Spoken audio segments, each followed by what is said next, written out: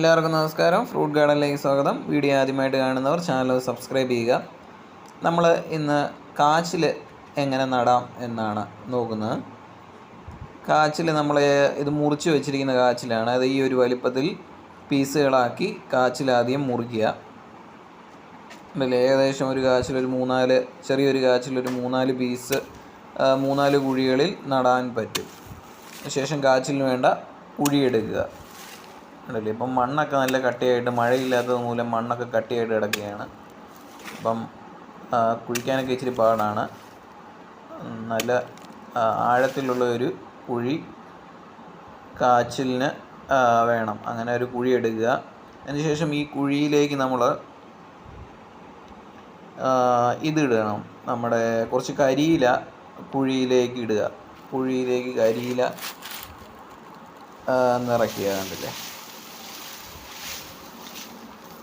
കരിയില എപ്പോഴും വളമാണ്. അതുപോലെ തന്നെ കുറച്ച് കഴിയുമ്പോൾ ഇത് പൊടിഞ്ഞ് നല്ലൊരു വളമാണ്. കമ്പോസ്റ്റ് പോലൊക്കെ ആയിക്കോളും കരിയില. അതിന് ശേഷം ഒന്ന് ചെറുതായിട്ടൊന്ന് വെട്ടി മൂടുക. അത് ഫുള്ള് മൂടണ്ട കുഴി.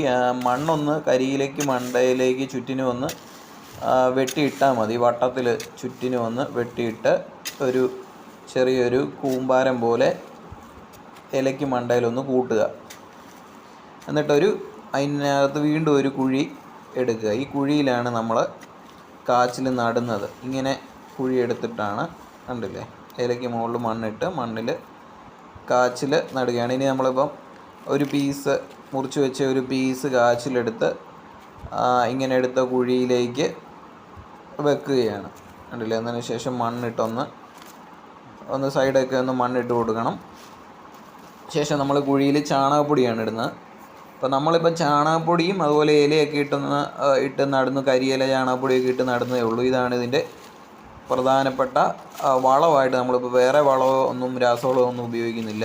ഇങ്ങനെ വളം ഇട്ടാൽ മതി. അത്യാവശ്യം ചാണകപ്പൊടിയൊക്കെ ഇട്ട് നടുമ്പോഴേക്കും കാച്ചിൽ നല്ല രീതിയിൽ കിളുക്കും. അതുപോലെ തന്നെ നമ്മൾ ഇലയൊക്കെ വെച്ചിട്ടുണ്ട്,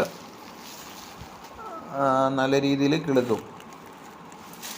അതിനുശേഷം ഇതിൻ്റെ മണ്ടയിൽ നമ്മൾ പിന്നെ ചപ്പ് അല്ലെങ്കിൽ ഇതിനൊരു പൊതയിടണം. ചപ്പോ ചവറോ ഒക്കെ കൊണ്ട് ഇതിൽ ഇട്ട് കൊടുത്താൽ മതി. ഒന്ന് മൂടി പൊതയിട്ട് കൊടുത്ത് കരിയിലയോ എന്തെങ്കിലുമൊക്കെ കൂടി മണ്ടയിലിട്ട് കൊടുത്താൽ മതി. അങ്ങനെയാണ് കാച്ചിൽ നടുന്നത്.